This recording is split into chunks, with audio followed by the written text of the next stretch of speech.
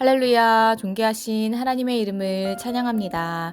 오늘도 기쁘고 감사한 마음으로 하나님께 예배드리길 원합니다. 9월 19일 목요일 아침 예배를 하나님께 올려드리겠습니다. 기도하겠습니다. 은혜와 자비로 오늘도 저희와 함께 하시는 주님 감사드립니다. 주님, 매일의 삶 속에서 저희들의 삶을 주관하여 주시옵시고 동행하여 주시옵소서. 오늘도 저희들은 이 세상 속에서 오직 주님만을 의지하며 나아갑니다.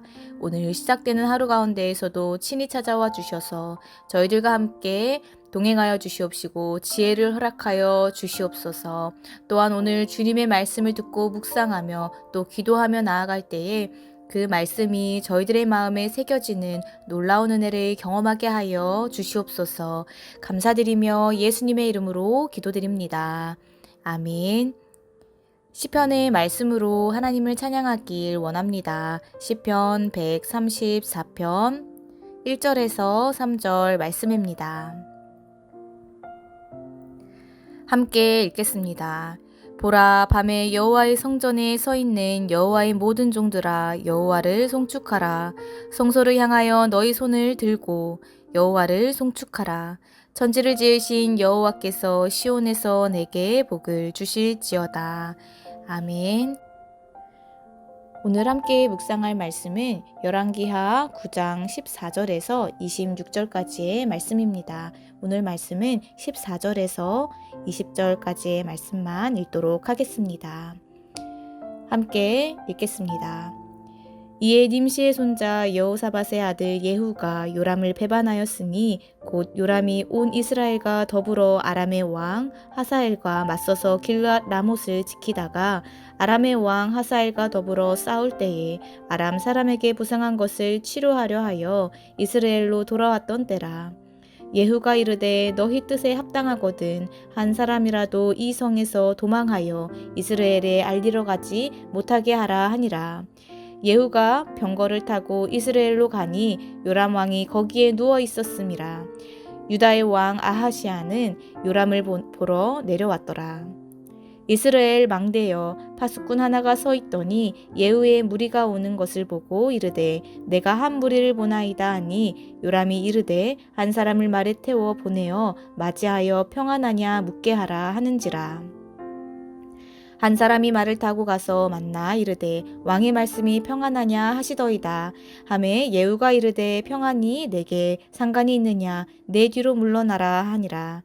파수꾼이 전하여 이르되 사자가 그들에게 갔으나 돌아오지 아니하나이다 하는지라. 다시 한 사람을 말에 태워 보내었더니 그들에게 가서 이르되 왕의 말씀이 평안하냐 하시더이다. 하매 예후가 이르되 평안이 내게 상관이 있느냐 내 뒤를 따르라 하더라. 파수꾼이 또 전하여 이르되 그도 그들에게까지 갔으나 돌아오지 아니하고 그 병거 모든 것이 님시의 손자 예후가 모는 것 같이 미치게 모나이다 하니. 아멘. 할렐루야. 오늘 아침 예배에 나오신 해림의 모든 성도님들을 주님의 이름으로 환영하고 축복합니다. 오늘 말씀은 시작된 반란, 시작된 심판이라는 제목으로 은혜의 말씀을 나누어 보고자 합니다. 오늘 말씀 14절에서 16절의 말씀을 보면 예후가 요람 왕을 반역할 때의 상황에 대해서 설명하고 있음을 보게 됩니다. 여기에 보면 예후가 하나님의 뜻에 따라 요람을 반역할 당시 요람은 아람 왕 하사엘과 전쟁 중에 부상을 당해서 이스라엘로 가서 치료를 받고 있었습니다. 이러한 상황은 예후가 반역을 성공할 수 있었던 중요한 요인이 되기도 하였습니다. 만일 예후가 반역을 일으켰을 때에 요람이 건강하고 막강한 군사를 소유하고 있었다면 반역은 성공하지 못했을지도 모릅니다. 그래서 하나님께서는 예후를 세우실 때에 예후가 그 사명을 잘 감당할 수 있도록 요람 왕으로 하여금 부상을 당하게 하심으로 예후에게 요람을 칠 수 있는 기회를 만들어 주신 것입니다.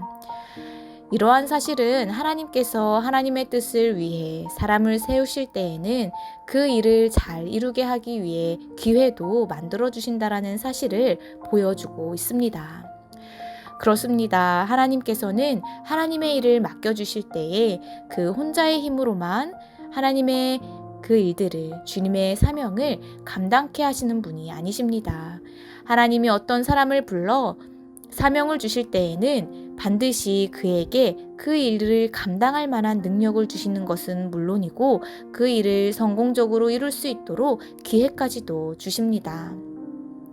다윗을 보면 다윗은 왕으로 기름 부음을 받았지만 사람들 앞에 나서서 인정을 받을 만한 기회는 없었습니다. 그러나 하나님께서는 골리앗과의 대결을 통해 다윗을 역사의 전면에 등장시키셨습니다. 그래서 다윗은 이스라엘의 영웅이 되었고 왕위 계승까지 자연스럽게 이루어졌던 것입니다. 하나님은 우리를 주님의 뜻 가운데 세우시며 수많은 기회를 만들어 주십니다. 그러나 이 기회는 우리 생활의 전면에 드러나 있는 것은 아닙니다. 우리가 믿음으로 하나님의 일을 감당하기 위해 나아갈 때에 우리는 그 기회들을 마주하게 됩니다. 그 누구도 작은 소년이 골리앗을 이길 것이라고 생각하지는 못했습니다. 그러나 다윗이 믿음으로 나아갔을 때에 하나님께서 그를 위해 만들어 놓으신 기회를 잡아 승리할 수 있었습니다. 그러므로 우리들 역시 하나님의 일을 감당할 때에 움츠러들거나 위축되지 마시길 바랍니다. 하나님께서는 우리의 상황과 마음의 상태 역시도 그 누구보다도 잘 아시는 분이십니다. 그렇기 때문에 우리가 하나님 말씀에 순종하며 그 발걸음을 옮기기만 한다면 우리를 가장 좋은 길로 인도해 주시며 우리로 하여금 앞에 있는 그 사명을 감당할 수 있는 절호의 기회 역시 만들어 주실 것입니다.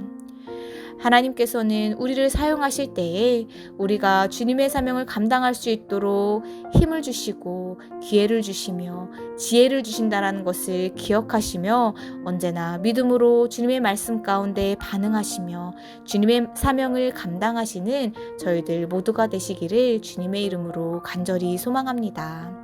이 시간 오늘 주신 이 말씀 붙잡고 함께 기도하겠습니다.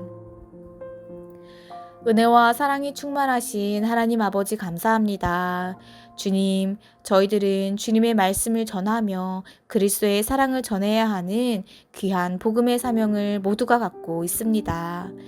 주님, 저희들이 일상을 살아가며 혹시라도 내게 주어진 가장 중요한 그 복음의 사명을 잊고 있었다면 다시금 기억하고 주님의 말씀 가운데 아멘으로 순종하며 믿음으로 반응하며 나아가게 하여 주시옵소서.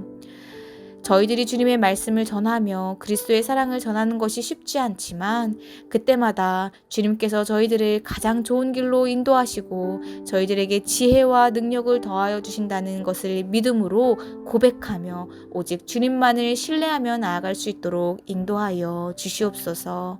주님, 오늘도 저희들 모두가 주님을 향한 믿음을 더욱 굳건하게 세우며 믿음으로 반응하며 나아가는 삶을 살아갈 수 있도록 인도하여 주시옵소서.